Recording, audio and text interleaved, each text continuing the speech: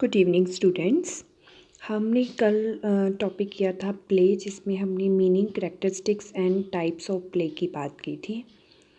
आज का जो हमारा टॉपिक है वो है खेल तथा इसके कार्य, यानी कि प्ले एंड इट्स फंक्शंस। ठीक है। अब खेल क्या है? खेल बच्चों का एक स्वाभाविक प्रवृत्ति मानी गई है, जिससे खेलों के द्वारा जो बच्चों के अंदर शारीरिक, मानसिक, संवेगात्मक विकास के साथ साथ सामाजिक अंतर्क्रियाओं का विकास भी होता है, जैसे कि कल हमने पढ़ा था।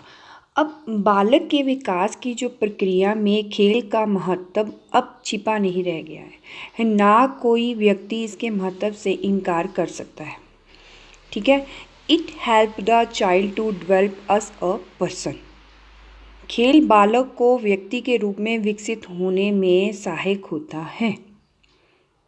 ठीक है। खेल के द्वारा जो बच्चे का डेवलपमेंट होती है, बालक के व्यक्तित्व के विभिन्न पक्ष खेल के प्रभाव से अछूते नहीं रहे हैं। चाहे कोई भी स्टेज आई हो बेटा, उसमें बच्चों के खेलने की बात जरूर की गई है। खेल से बच्चों में अनेक शारीरिक, सामाजिक, मानसिक और नैतिक गुणों का विकास होता है। अब बच्चों के अगर हम एजुकेशन के अगर क्षेत्र में देखें तो खेल एक प्रणाली है, यानी कि प्ले मेथड के रूप में स्वीकार किया गया है। अब आजकल के जो टाइम में अगर एजुकेशन की बात की जाए तो इसी प्ले मेथड का प्रयोग करके बच्चों को पढ़ाया जाता है। चाहे अब जूनियर सेक्शंस हो, उसमें स्मार्ट क्लासेस के द्वारा बच्चों को एक्टिविटीज़ ऑडियो विजुअल के द्वारा, यानी कि प्ले मेथड के द्वारा उनको ये चीज़ें सिखाई जाती हैं। ठीक है बेटा। इसकी जो फर्स्ट पॉइंट है, इससे क्या क्या डेवलपमेंट होती है। शारीरिक विकास, फिजिकल डेवलपमेंट की बात करते हैं। शारीरिक विकास के जो क्षेत्रों में अगर खेल का महत्व वो इस प्रकार है। हमारी जो शारीरिक अंग से, विभिन्न अंगों से जो जुड़े हुए स्किल्स होते हैं, उनका विकास प्रत्यक्ष और अप्रत्यक्ष रूप से प्ले के द्वारा होता है। ठीक है। हमारे शरीर के अंगों से जितने भी स्किल्स का विकास होता है वो खेल मेथड के द्वारा होता है।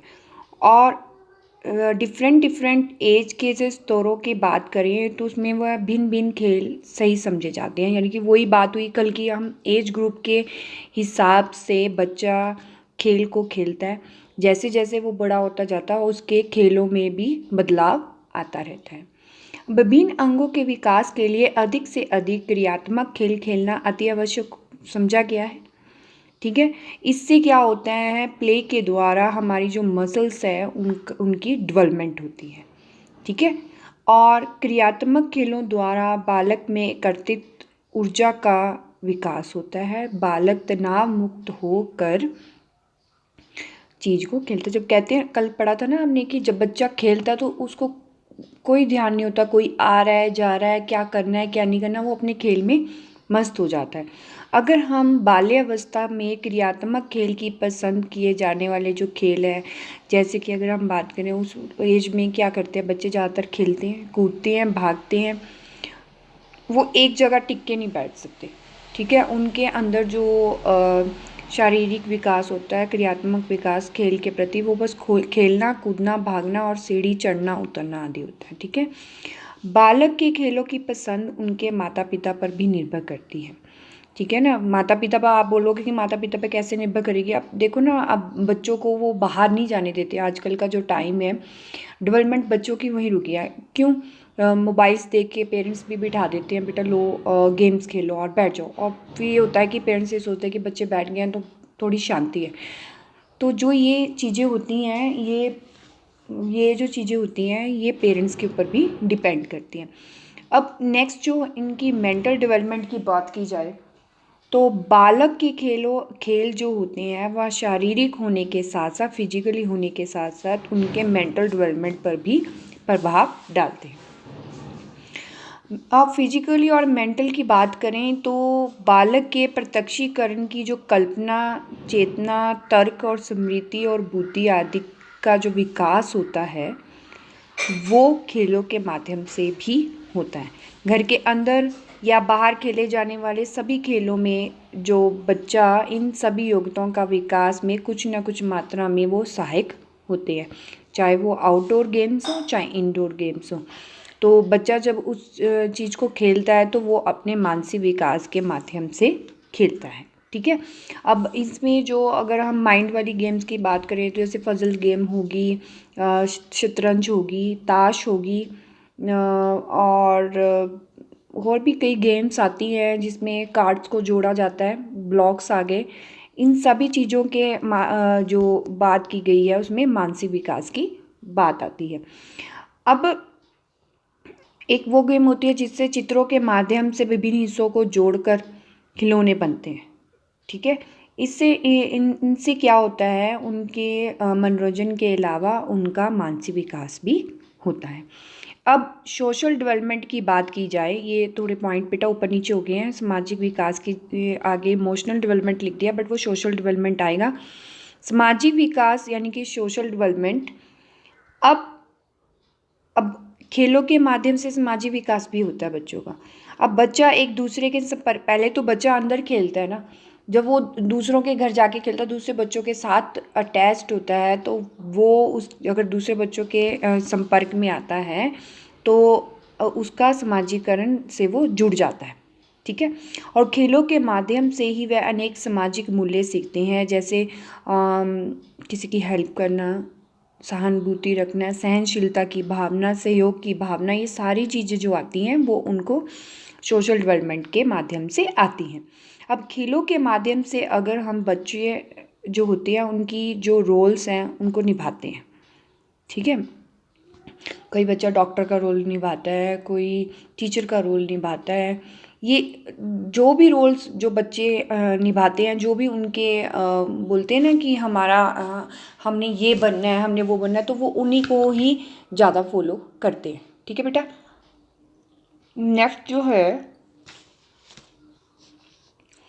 सामूहिक खेल के द्वारा उनके व्यक्तित्व, नेतृत्व यानी कि लीडरशिप, ठीक है, प्रभुत्व और कंपटीशन इत्यादि की भलीभांति वो सीख जाता है। यानी कि जब वो ग्रुप में खेलते हैं ना बेटा, तब वो उनके अंदर की जो भावना आती है वो जीतने की भावना होती है ना, कि हमारा ग्रुप जीतेगा या हमारा ग्रुप जीतेगा।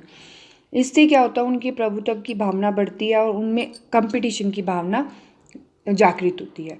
उस ग्रुप में खेलने से बच्चों को की जो ख्याता है, प्रशंसा हासिल होती है। अब ग्रुप में खेलते हैं तो अगर मान लो कि 4 बच्चे हैं, 4 में से एक बच्चा बहुत अच्छा करता है तो दूसरे बच्चे उसको अप्रिशिएट करते हैं, उसको मोटिवेट करते हैं, तो उनकी प्रशंसा का विकास होता है। नेक्स्ट जो आएगा इमोशनल डेवलपमेंट, संवेगात्मक विकास की अगर हम बात करें तो विभिन्न खेलों के माध्यम से जो बच्चे होते हैं उनके अंदर विभिन्न संवेगों का अनुभव करने का अवसर प्राप्त होता है। अब ग्रुप में रहकर वे दूसरों बच्चों के माध्यम संवेगों को देखकर अनुकरण करना सीखते हैं। अगर मान लो किसी बच्चे के अंदर एक अच्छी एक्टिविटी है या अच्छी थिंकिंग है या अच्छी कोई आदतें हैं तो दूसरा बच्चा उस चीज़ को फॉलो ज़रूर करता है।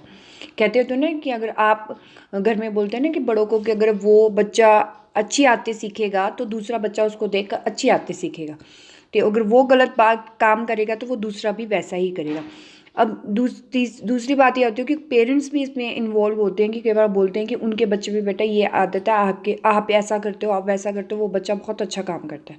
तो इससे क्या होता है, एक दूसरों के संवेगों में को देखकर उनका अनुकरण करना सीख जाते हैं। अब ग्रुप में खेलने के दौरान वह अपने संवेगों पर निरंतर पाना भी सीख जाते हैं। अब अपनी ग्रुप में खेलेंगे तो उनको अपनी टर्न की वेट करनी पड़ेगी। ठीक है, ऐसे तो अगर वो सिंगल होंगे तो अपना अकेला जल्दी जल्दी खेलने की कोशिश वो करते हैं, लेकिन ग्रुप में वो अपने टर्न की वेट करने की, जो उनके अंदर संवेगों का निरंतर करने की भावना जागृत होती है। इससे उनकी सहनशीलता की भावना, त्याग, सच्चाई और सहानुभूति आदि सभी शामिल हो जाते हैं और इन खेलों के माध्यम से ही वो भली भांति इन चीज़ों को सीखते हैं। अब मोरल डेवलपमेंट भी इनका होता है। खेलों के माध्यम से बालक नैतिक मूल्यों के नियमों को, नैतिक विकास की हम बात कर रहे थे, मोरल डेवलपमेंट, खेलों के माध्यम से जो बालक होते हैं उनके नैतिक मूल्यों के नियमों को वो सीखते हैं। ठीक है बेटा।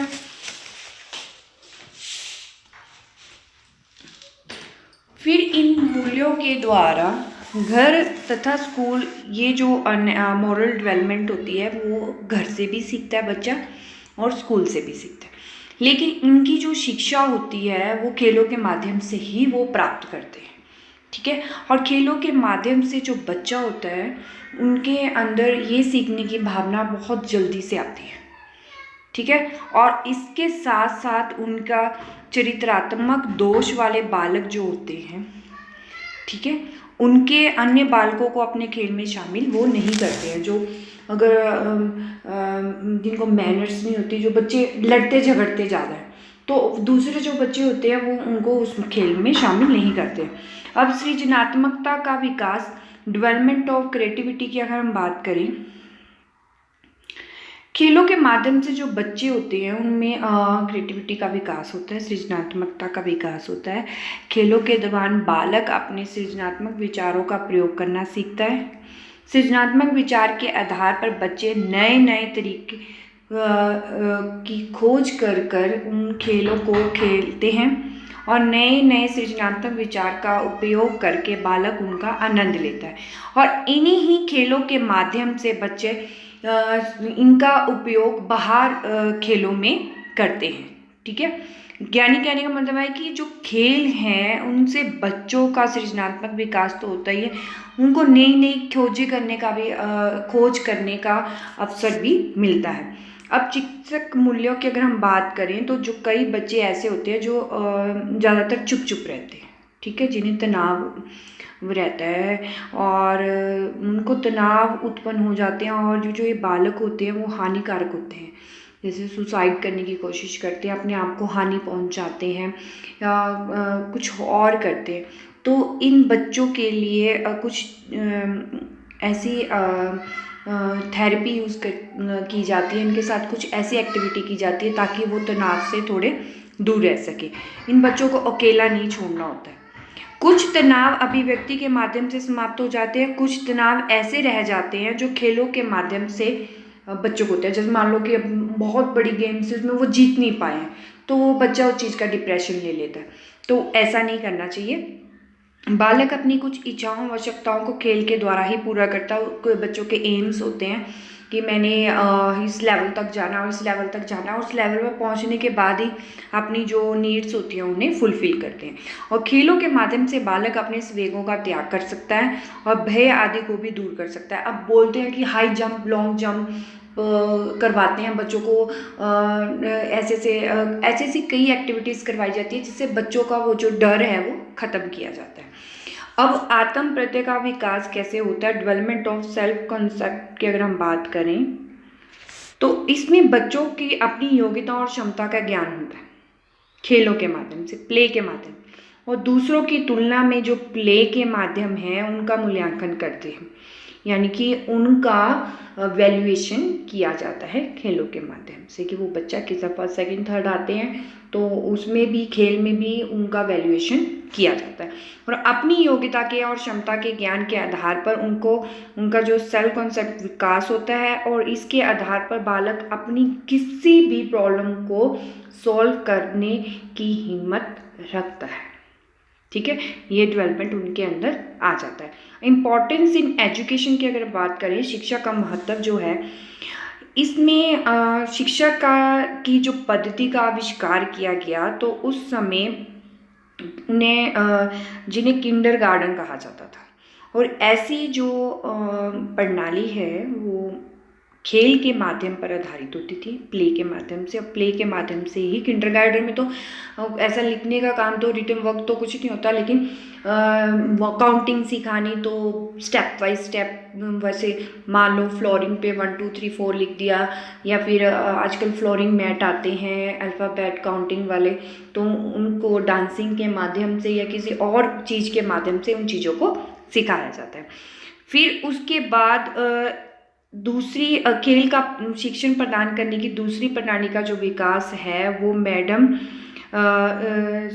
यानी कि दूसरी प्रणाली का जो विकास है वो उनके इसी मेथड का प्रयोग करते हैं और इस मेथड के माध्यम से बच्चा खेल खेलते खेलते बच्चे रंगों की पहचान करना भी सीख जाते हैं। यानी कि अल्फ़ाबेट तो सीखते ही सीखते हैं खेल के मज़े। और आजकल वो पॉइंट्स आती है ना, मम्मा कलर्स के माध्यम से पूछा जाता है कि व्हाट कलर यू वांट, ये तो ऐसी ऐसी चीज़ें हैं जिससे बच्चों को एक्टिविटी या प्ले मेथड के द्वारा रंगों की पहचान करवाई जा सकती है और विभिन्न कौशलों को भी बच्चे खेल द्वारा ही सीखते हैं। अब विभिन्न वस्तुओं का संग्रह करने पर भी बच्चे खेल के माध्यम से ही उन्हीं चीज़ों, यानी कि किंडरगार्टन में कोई भी एक्टिविटी होती है, कुछ भी होता है, वो प्ले के माध्यम से ही उस चीज़ों को सीखते हैं। तो ये तो थे प्ले एंड इट्स फंक्शन, कि खेल के फंक्शंस कार्य क्या हैं। शारीरिक विकास, मानसिक विकास, सामाजिक विकास, वेगात्मक, नैतिक, सृजनात्मक, इन सारी चीज़ों का जो विकास है वो प्ले के माध्यम से होता है। थैंक यू बेटा, आई होप आप लोगों को समझ आया हो। Thank you so much, have a nice day.